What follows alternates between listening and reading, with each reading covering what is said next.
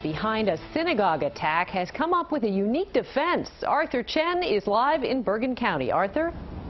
Jody, the synagogue firebomb suspect appeared here in court today, but it's really what happened outside the courthouse that made the news. His client, his defense attorney, instead of saying his client didn't do it, which they usually say, said if his client did anything, it might have been because violent video games exacerbated his mental health issues. Here's a longer clip of what was said outside the courthouse. When you have emotional, psychiatric, psychological problems and you get involved in these games, it's the whole aura of it pervades, and it's not a game anymore. It becomes reality. What kind of games are you talking about? Do you know specifically what he was playing?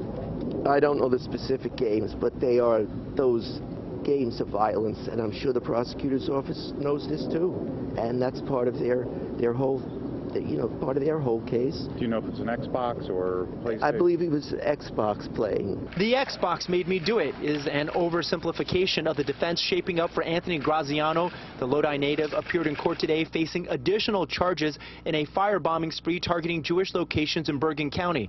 Prosecutors used an alleged confession from the 19-year-old to try to keep his bail set at $5 million, saying Graziano had planned more attacks, including one on the Paramus JCC, outside of which Molotov cocktails were found. The judge lowered his bail to $2.5 million, believed to be out of reach for the unemployed suspect, who has no criminal record and now faces life in prison. It's rather clear that he has psychological and emotional issues. He can be vague.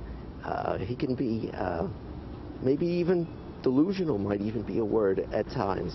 And I would take with a grain of salt anything that he has said.